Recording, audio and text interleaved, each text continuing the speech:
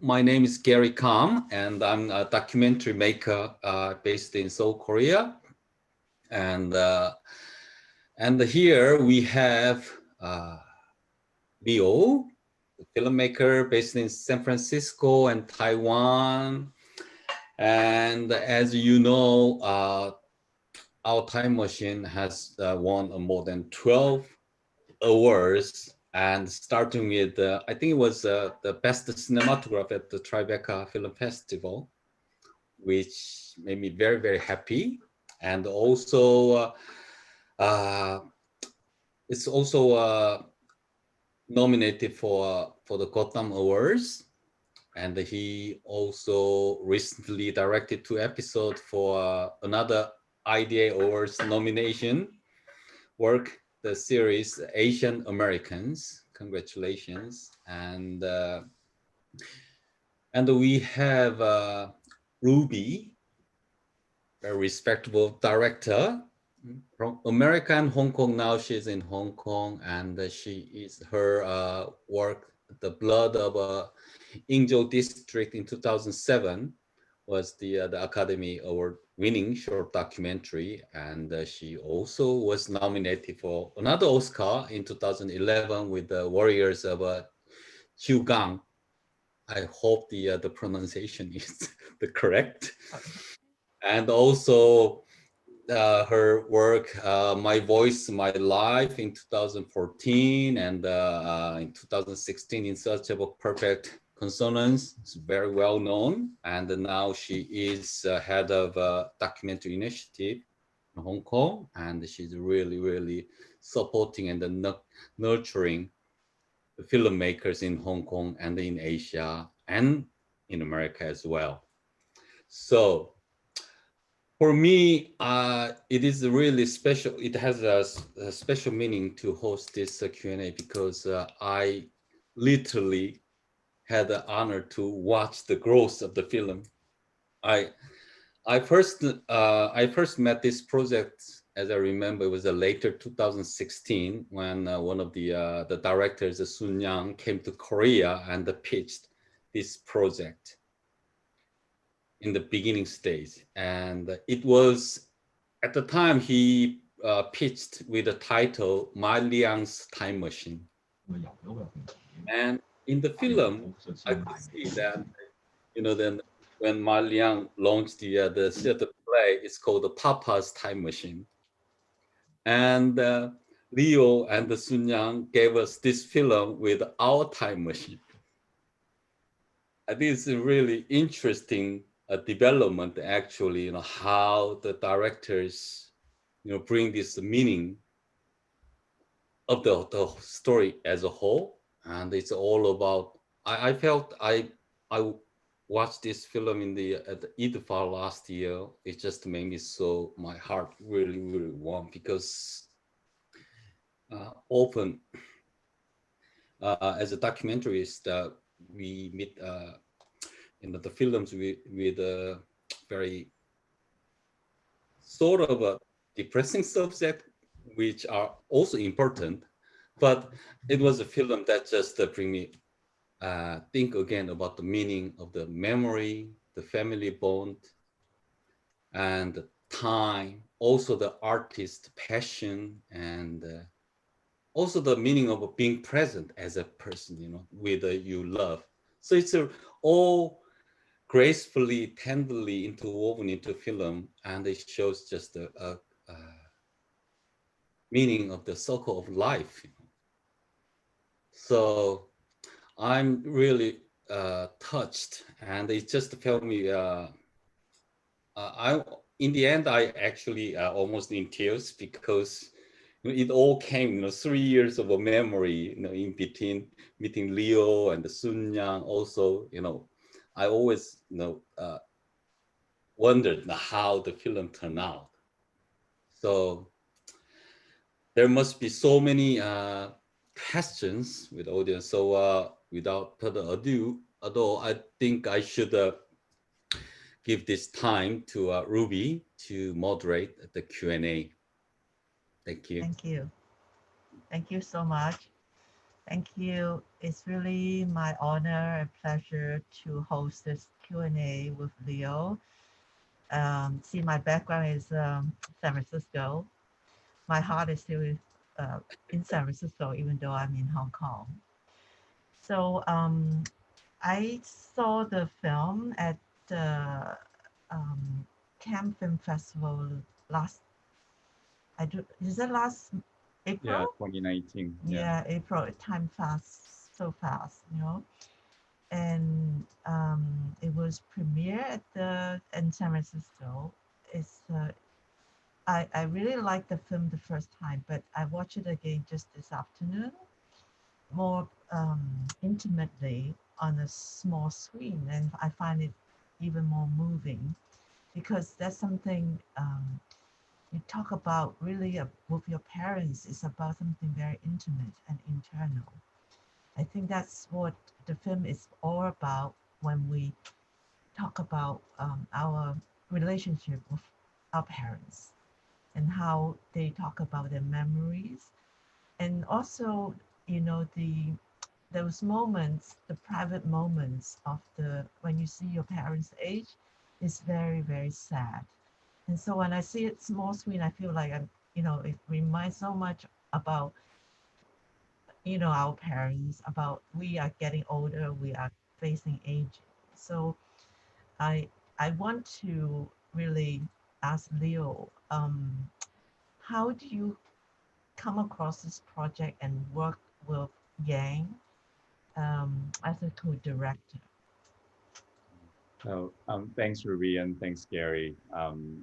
Again, it's really an honor to have both of you guys support this film. I admire both of you greatly, and it's great to sort of be able to connect with you guys even virtually during this crazy year. So, um, with our time machine, Sun Yang was actually the one that initiated the project. He had met Ma Liang in 2015, in early 2015, when Ma Liang was at the beginning of his play. He was putting together Papa's Time Machine, the play that Gary was mentioning that you guys saw in the film. And he wanted somebody at first to just do a short video about it, kind of more of a promotional piece. And Ma Liang and Sun Yang actually had a friend in common that connected them. When Sun Yang heard about the swimming pool story, he was just really very, very moved. Felt like there was something more to the project than just a short promotional video. So he had asked Ma Liang to see if he could explore potentially making a feature-length documentary and to follow him for the longer run. Um, Young, being at that point, was 25 and had just gotten out of film school. He went to the Communications University of China in Beijing, and he didn't really have very much experience. So what he did, like a lot of us would do, is that he, shot some stuff and put together a trailer and started to pitch around. And I actually met, well, I feel like Sonia and I kind of were fated to make a film together. But we actually connected at CNEX, at the CCDF, at the Chinese Documentary Pitching Forum here in Taipei in October of 2015. Um, he pitched. It was about 3 minutes of footage. Both me and also our executive producer Jing Chen, who were also, both of us were trainers at the pitching forum at the time.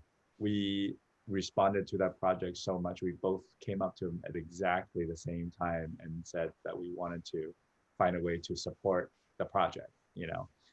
I think initially I thought I came on as a producer, because he had access and he had the relationship. But as we, move forward with the collaboration, it became pretty obvious that my perspective as a 40-something-year-old would really benefit in telling the story of Ma Liang, who's actually the same age Mm. as me. So we uh, uh, we decided to make it a full collaboration and share the producing and directing credit. So we shot from 2015 all the way through about 2018. Um, and then we premiered in 2019 at the Tribeca Film Festival. So and it's been really great to share the film with audiences around the world. Like, in terms of because you probably have so much footage, and I know Libo, Libo, we met a long time in Beijing, and he told me he works for like 2 3 years on the project in the editing because he was so tortured because I always keep in touch with him and say I'm working on this project. It's really it's pulling his hair out at that time. So tell me a bit about how how was the editing process and the structure? How do you structure the film? So yeah, Li Bo, who goes by Bob, which we call him Bob, at least in English we call him Bob. I try to figure out exactly when he came on because we talked to him. We were in Beijing. I can't remember, maybe 2017. I think 2017. Um, he came on, and the way that I usually work. So basically, what we ended up doing between me and Sun Yang is that Sun Yang was really responsible for the production, so because he was in Shanghai and he had this really great relationship with Ma Liang and his family, and he shoots. So he shot the majority of the material, but he didn't have as much experience directing post, so I ended up directing most of the post production, working with Li Bo. And the way that I usually like to work is that I would often hand the footage over to the editor and say, this is the rough sketch, but I want you to, do your take on it. Especially for somebody like Libo, who's actually an incredible storyteller. That he really has really a great sense of structure and narrative and he knows how to tease out moments that builds together into something much bigger.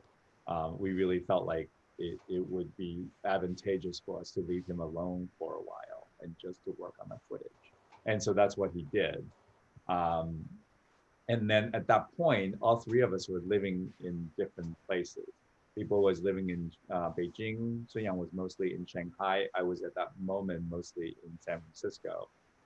So the editing process, was a lot of like, he puts together something, he sent it to us, and I mostly talk to him in great detail and give him feedback and whatnot.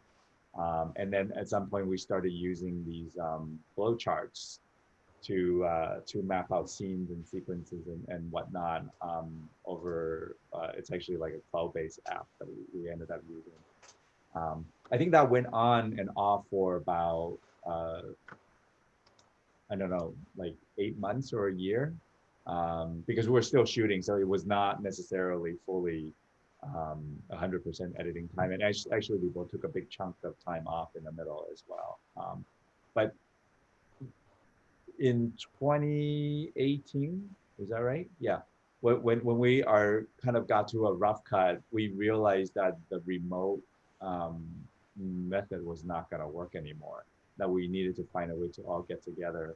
So I decided that we needed to do this, what I call the edit boot camp. I would rent Airbnb somewhere in China, and then all three of us will come together and live there for like 3 weeks. And all we did was just sleep and then get up and edit, sleep and get up and edit. And we did that once in Beijing, once in Shanghai, once in Xiamen, and then we actually I also got them to come to Taiwan, and we did that here. And then the very end, Li Bo went to New York just with me and with our executive director and editorial consultant Jean, and we did like 3 weeks of editing there as well. And I ended up finishing the film myself. I have this bad habit of doing fine cut. I now warn all the editors I work with that, like, I'm sorry, this is not a commentary. I know Ruby as an editor is appalled by this practice, I'm sure. Oh no, I share the You're same okay with feeling it? with you. I'm okay. Actually, I told people that I will find cut Yeah. with So whoever editor. Yeah, yeah. I feel like because I actually started as an editor, and I think that it makes sense for us to do the fine cut. So I ended up fine cutting the film in LA late 2018 as as I was starting up doing Asian Americans, and I would edit at night.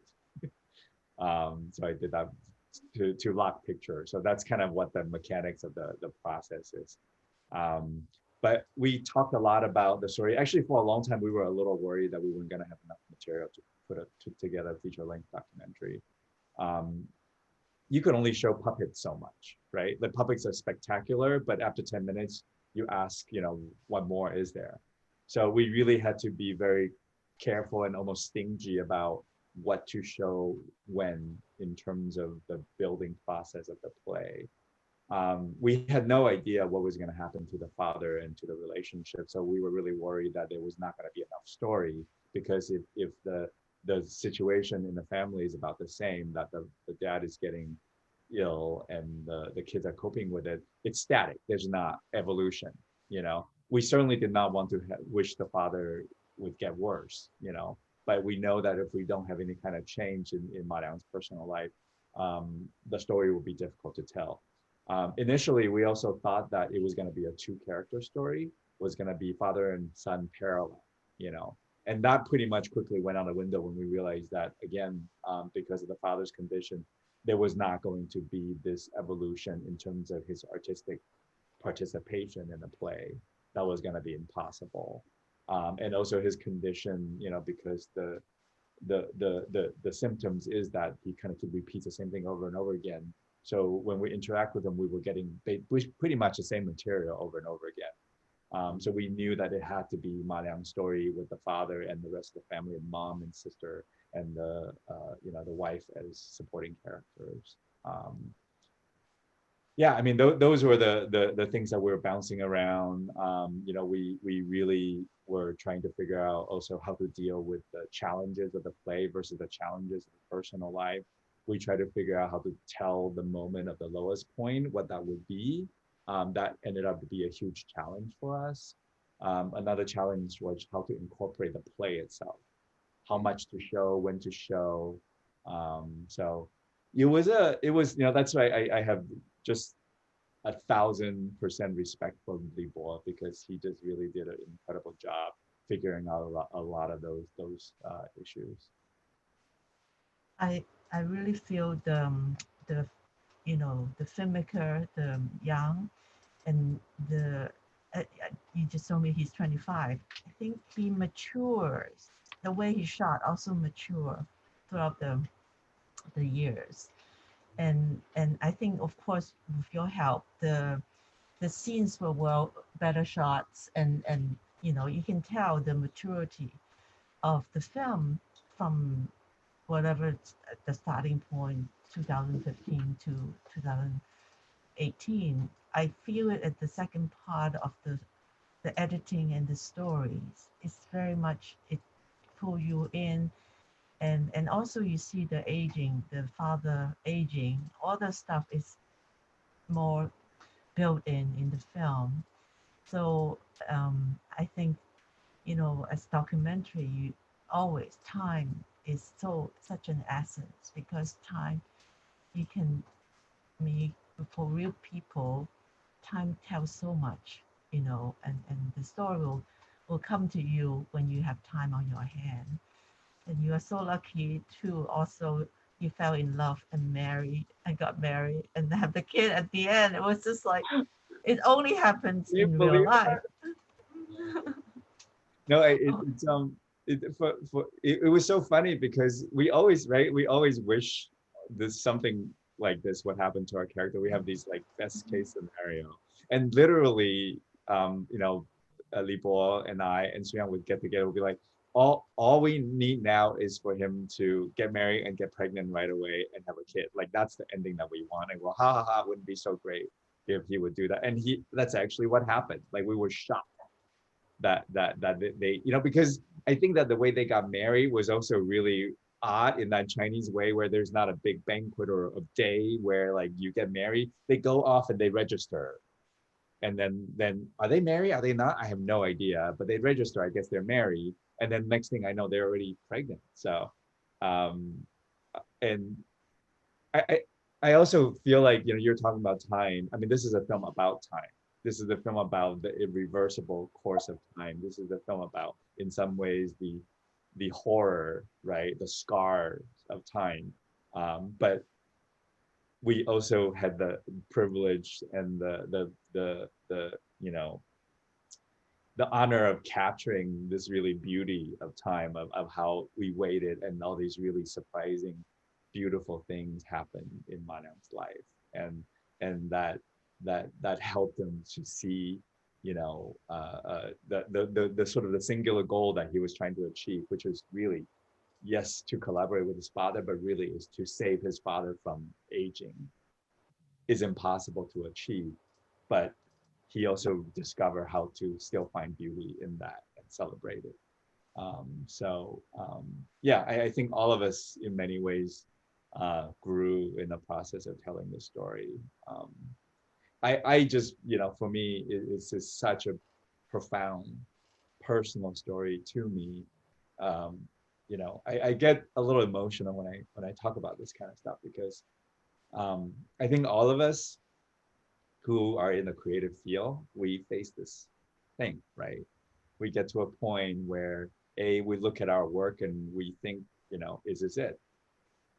Are we doing what we're supposed to do? Are we making the biggest impact that we can, whatever that means in each of us? And then, you know, and I, you know, folks, I look at my parents. My father just turned 80. You know, he's actually in really great shape, but as I am with Mariang and his story, I see some version of that coming for me, you know. And then I don't have any kids, but with all my friends now getting married in their 40s or late 30s, you know, I feel like in the old days, people get married when they're in their 20s, they have kids, and their parents help them take care of their kids. And then when they get older, their kids help them take care of their parents. But I'm surrounded every day. You know, some friend will tell me, I'm surrounded by friends who are taking care of their aging parents and their, you know, infants and toddlers at the same time. I just don't know how they do it. And on top of it, try to make these beautiful, impactful work. So I think in many ways, this film is a sort of a love letter to all of us who do this kind of work. Yeah, it's great. I think But we have a question, sorry, from Yunning from Shanghai. Would you like to check, Louis, on the chat box?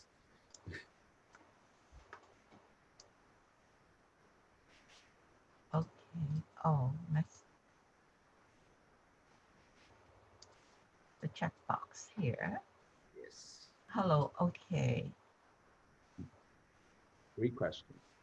Yes. Oh, Actually, the three first questions. question is also the question I wanted to ask you. So Okay. Leo, please take the questions. Wait, what was it like? Let's see, what was it like for the directors when the subject is an artist and theater directors come in the way of telling this company? Oh, okay. That's actually really interesting. You know, people ask this question all the time, and Yang would be a much better person to respond to this. But you know, when I'm around them, it's very obvious to me. This is a family of performers, right? The father is a theater director, but he was trained like anybody trained in traditional picking opera as performer first. And the mother is actually a well-known actress. I mean, she gets recognized still. She was in a really famous TV show. So, and then Mariang actually, as a child, they wanted him to be an actor. So all three of them were very comfortable in front of the camera. And I think for the parents, there's an added aspect of them really appreciating. They saw us and they saw Sun Yang as a grandchild who comes to basically want to preserve their legacy. And they really are, in many ways, you know, sort of really happy about that. And they were really happy to have this young person around asking them about their work. So the access there wasn't very much of a problem at all.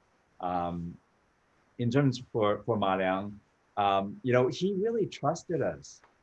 we never showed him anything at all. Mm. Um, throughout the process. Like he saw the film for the first time with the world premiere audience in New York. And to me that's kind of amazing because we were asking him to record voiceovers, we were asking him to, share some of the footage that the studio was shooting. He never once says, can I see what you guys are doing? I need to approve it. I think Mm. maybe in some ways he respected that we were telling we were in many ways telling the same story that he was telling in his play, just in a different version. We often would say that our work is very much an extension of his work. Maybe he saw that and he trusted us in that. So we felt fortunate. Not that there was no difficulties, right? When somebody's shoving a camera in your face at some point, there's bound to be some conflict. But for the most part, we just felt really, really honored that he really kind of trusted us in the way that he did. So we also had a bunch of our footage came from a camera woman, Liang Shuang, who was shooting a project with him um, right before Young started and around the same time. Yang Shuang ended up, we gave her a co-directing credit and then a shooter credit, and she was, part of the project. So I think that she also had a really, great relationship with Ma Liang, especially during the beginning of that collaboration. So um, yeah, so that ended up not being a problem, and I think that would have been tricky if he, for instance, would want to, have more control. So let's see here, very limited run at Shanghai and Daxiang. So Daxiang actually has our film and has been looking for an opportunity to do a art house theatrical release. We also already signed on to have our film eventually land on Youku. But we're waiting for Daxiang to figure out what's the optimal window to do a domestic Chinese release, and it should be sometime next year. So Mm. the financing of the film. Oh, um, we were lucky that we end up getting, we end up getting a lot of support from the U.S. because that's actually where most of my production relationship is. We got money from Sundance, we got money from Catapult Film Fund, from Tribeca Film Institute, um, which no longer exists. And then also we are a co-production with ITVS, which came in with actually a significant amount of money. So we were very fortunate to have that support. We also had some domestic partners that came in towards the end with our distribution partnership with Daxiang. So we're very grateful for that too, and they really kind of guided us in terms of setting us up for the domestic release to come next year. So those are the three questions. mm. We have a, I And think we Whole have one more message. Yulan, question. hi Yulan. Feedback from the international audience. Um, I think that we were constantly in the making of the film, we were constantly asking this question of, is this going to be universal? We wanted to make a universal story. That was really important for us. I think it can be a challenge. I think that there is a cultural discrepancy between different audiences. Um, so we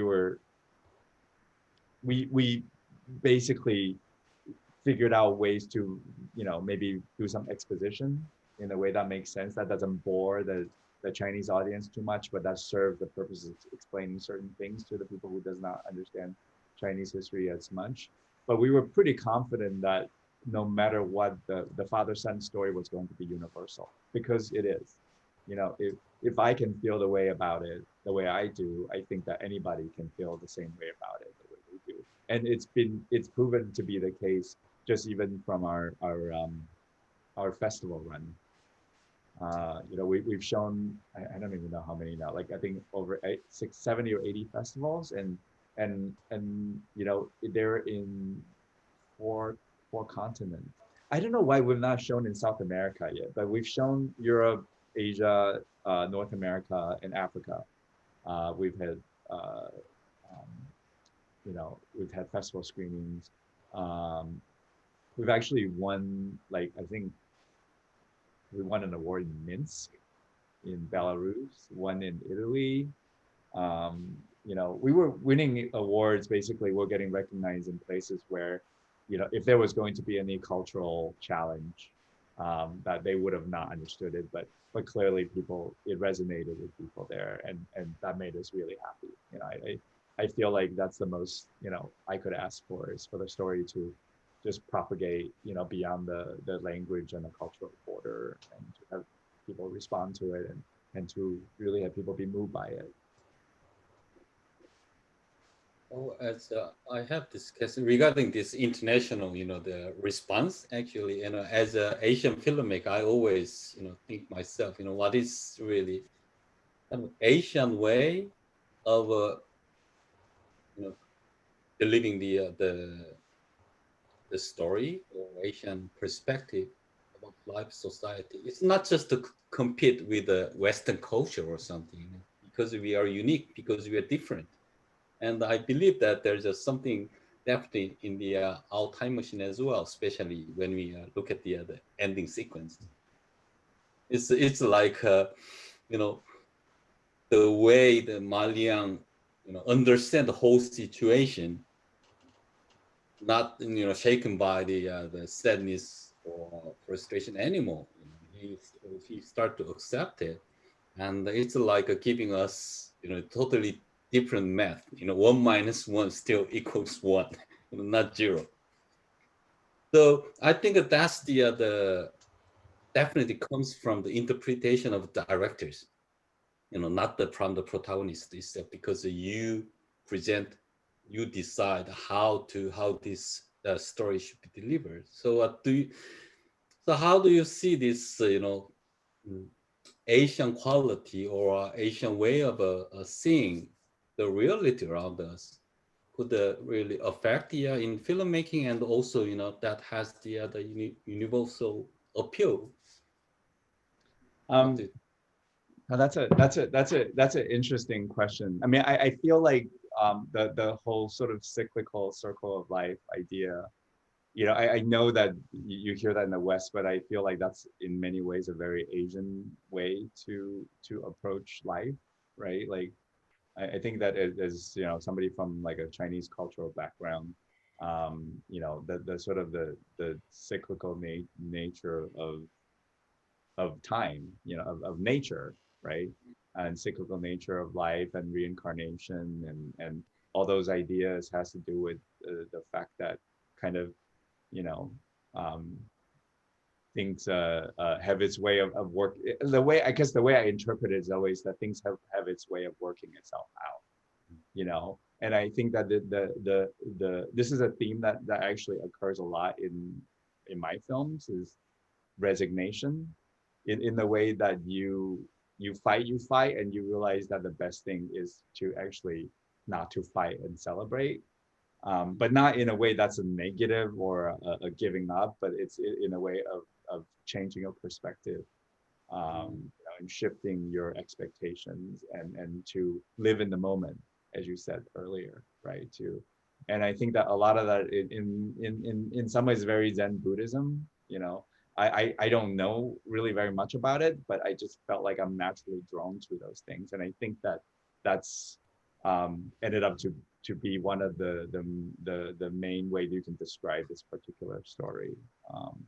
So, but I think I actually wanted to hear what you guys think about, like, the idea of having to balance these Asian stories with potential international audiences. Like, do you feel like things have to be sort of watered down in order for it to work? Do you think it's even possible? I mean, at first I was really optimistic about, like, yeah, there's no such thing as different films with different audiences, but we did come up against, certain challenges. Like, for instance, a lot of the Chinese audiences, they did not like the fact that Ma Liang chose to work instead of taking care of his parents. They thought that was they thought that was not a good son.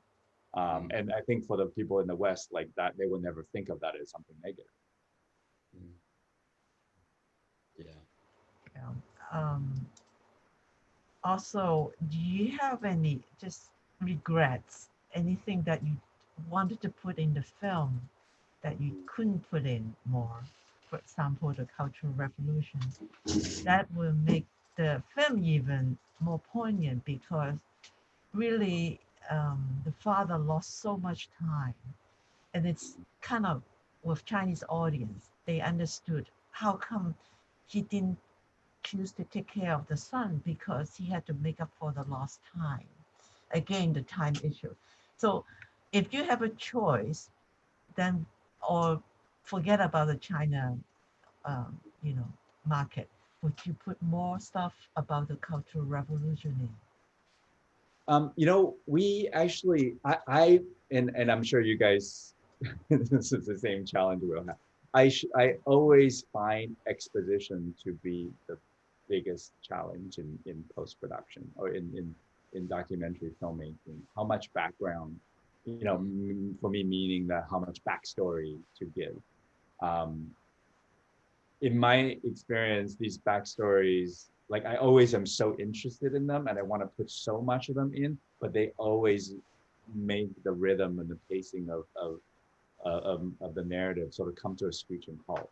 We have endless versions where we have way more of the father's work.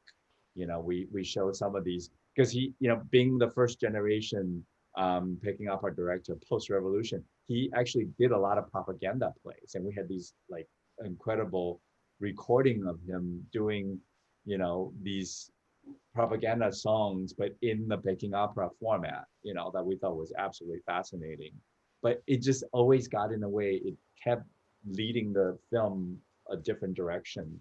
We just never solved that puzzle. So even though we didn't know if those images were necessarily going to be accepted by the Chinese Film Board, we weren't happy with the different things that we tried to get those stories in, you know. Um, I don't know if that's also because ultimately the father is a supporting character and it doesn't make sense to spend that much time to give the backstory of the supporting character. So the challenge for us is to find a shorthand, like find the most abbreviated but effective way to plant those ideas in the audience's head so they can extrapolate all the other stuff that we didn't get to put in. And hopefully we did a decent job of that, that people did um, you know, and the understanding that there were bigger challenges that the parents face. But yeah, I mean, you know, sort of to answer your question, Ruby, that is something that I kind of regret not being able to do, is to find a way to put more of the historical material, especially for the parents' experience in the film. Oh, you did a fine job. Thank you. So.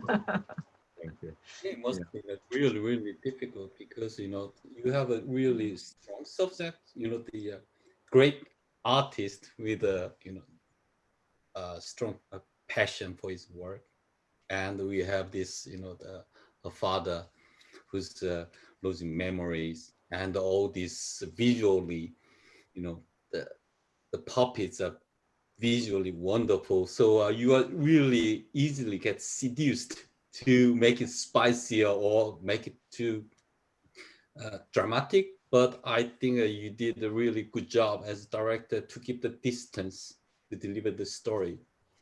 So was it kind of challenging? Because often we have an artist as a protagonist who has a strong ego or passion. We are just it's like a black hole, So how Yeah.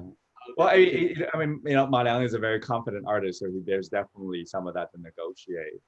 You know, one of the really interesting problem that was posed to us in post-production, especially, is that because in some ways he often want to project confidence, he would tend to try and spin any problems that he faced in a more positive light.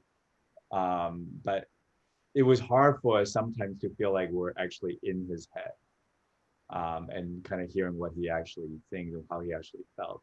And we actually came up with the device of the letter to the child as a result of that, as a result of, I guess, us getting feedback like we feel too distant from Mariam, that we couldn't really, you know, get a sense of what he's actually feeling. Luckily for us, you know, Ma Liang is also a writer. He's actually published a couple books, and like any artist, that he's always obsessed, you know, with the same themes, no matter what medium he's in. So in his book, he writes about childhood and time, and you know, father-son story, and a lot of the texts that were in those letters that were actually taken from his own writing. You know, we certainly made adjustments to it, but it was very much what he wrote about his relationship, what he wrote about his attitude towards the passing of time, towards the creative process. You know, I love that strand of the sort of like the making art is illogical, but we do it because we can't help ourselves. Like that to me is so fantastic, you know, for everything that we do. So by putting those pieces in, I think that it really helped a lot for us to be able to, you know, stand in Ma Liang's shoes and really kind of felt how he feels and helped us as an audience to really relate to him in a very intimate level. So that was a solution that we actually didn't plan on until much, much later, you know. And it actually ended up really working well because we also knew that we wanted this magical realism to punctuate these very ultra realistic scenes of family coping with a very, you know, devastating disease, and to have these escape in these moments where like we use dolly shots, we, you know, put on crazy filters to you know, saturate or to soften the shots to make it super stylized, to make it feel like the puppets are real. That was you know, we were happy to come up with that storytelling device, and I think it really served the film well. Yeah. It's you can tell this is the the the labor of editing, and the only way you can really experiment how it works is by trying, and it's by putting things in, putting things out, and these, you know, lock the people up in the A and B places. It works. Oh, poor Lee Boy. He worked so hard. He worked incredibly hard. You know, this is interesting. The two scenes we had actually ended up having the most problems with in terms of we didn't know where they should go.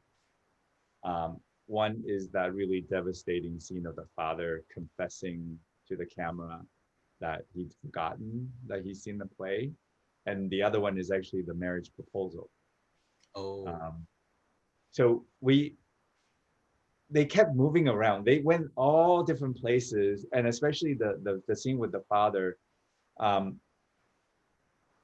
We showed a bunch. We showed actually even Jean, our executive producer. You know, when she first saw it, she was uncomfortable. She felt like it might have been too exploitative. You know, and I think that that's our challenge because it was very real, but at the same time, it was heartbreaking, and it, you know, it show this man that we love, that we've grown to love, and that who was really powerful, sort of, you know, helpless.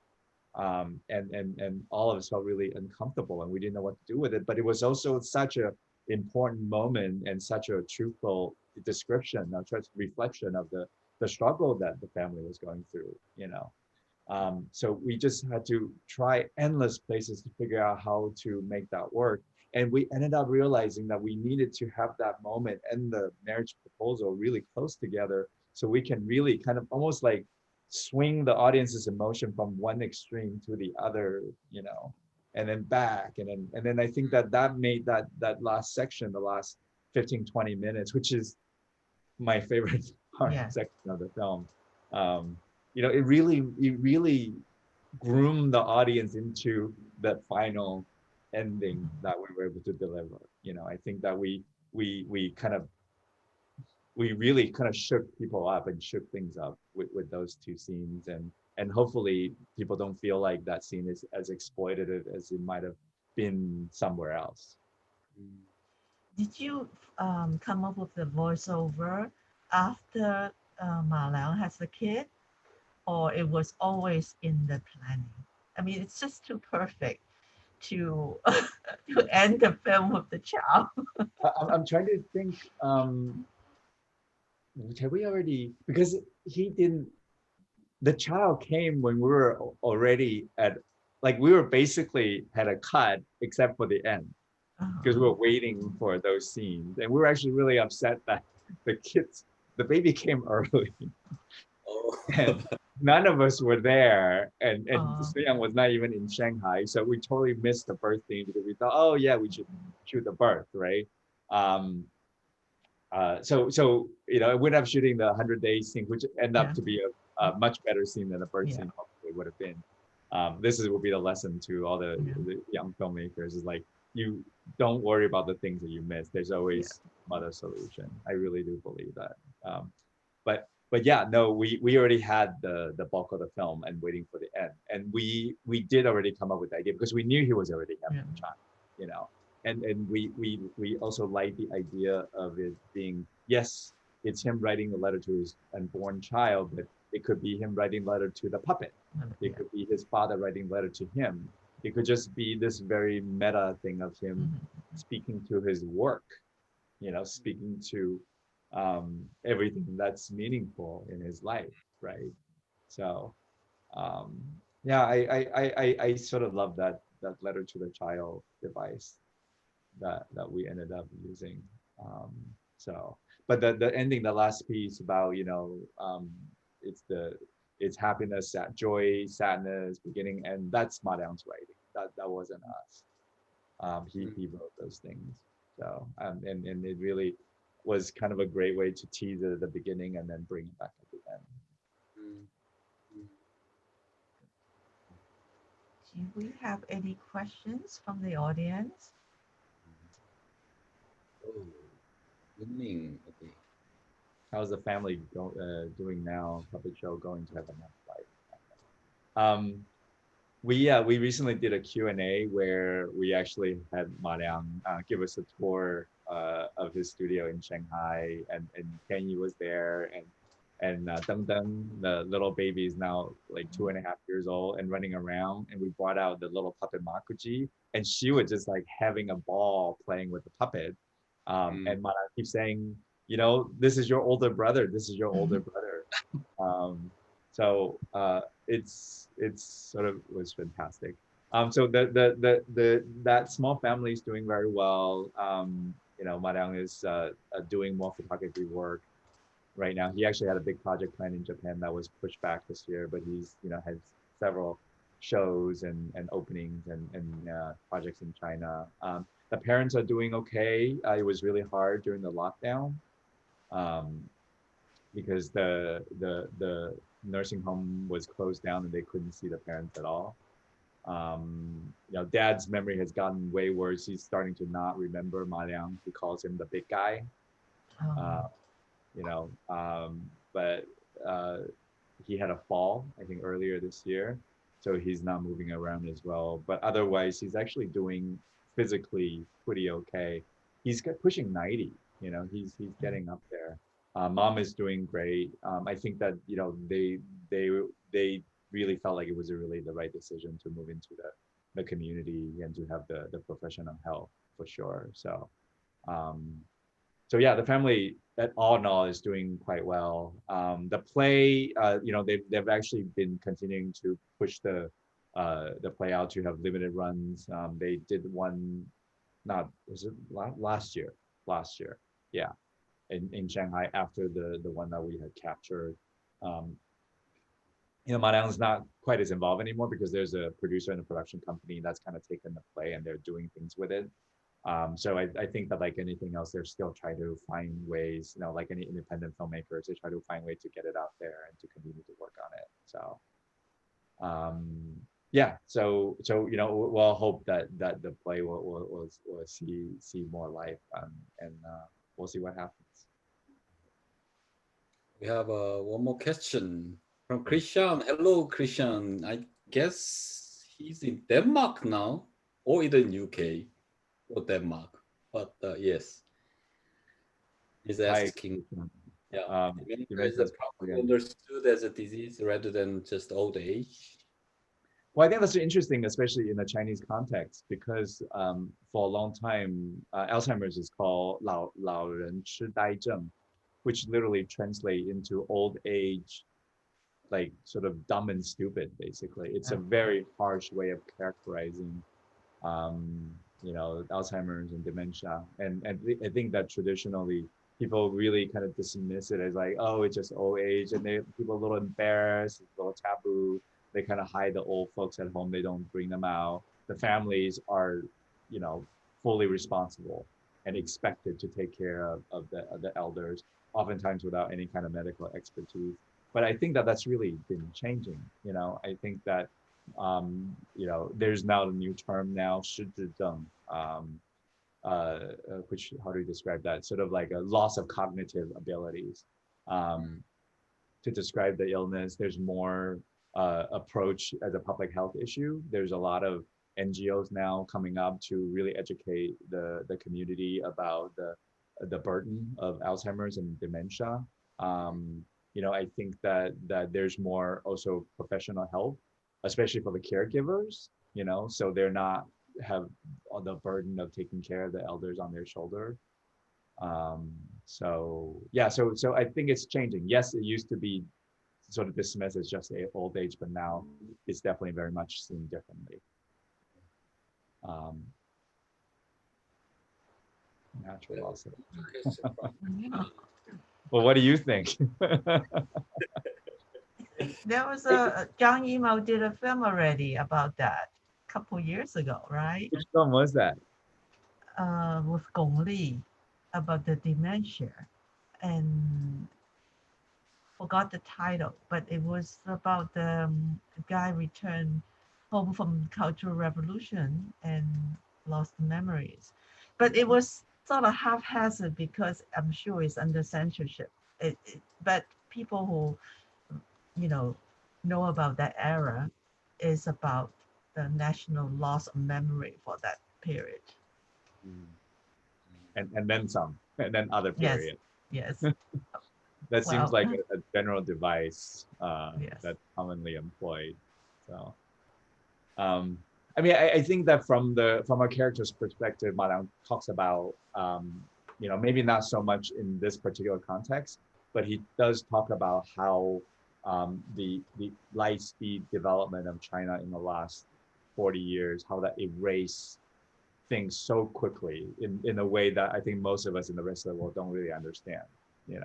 That there are really almost no places that he, who's now almost 50, he grew up in, almost none of that exists anymore. I mean, that's a shocking amount of erasure, right? So there's definitely some of that. And then, I think there's an element of this very much as well. We're not quite explicit about it, but I think that you can definitely interpret how you want from our film. I think that for me, as a Taiwanese, as Taiwanese American, China is a really interesting space. I have a love-hate relationship with it. I think that it's incredible, but I also think that there's a lot of really insane things that's happening that I just, I'm appalled by it. So, that's I think that you can interpret how you want out of this. It's I think we're coming up on the hour, so yeah, I think it's about the time to wrap up the this conversation, unfortunately, unless you have a very, very important question to ask before we close. Okay, it's been really pleasure, and just please do follow up on the achievement of the Our Time Machine. More to come, I'm very sure. And in America already, you can watch it in the VOD and the Apple, Amazon, and there must be a release in China next year. And I really, really wish to see this film at the Oscar nomination as well. Good luck, and good luck with the Gotham Award. Thank you.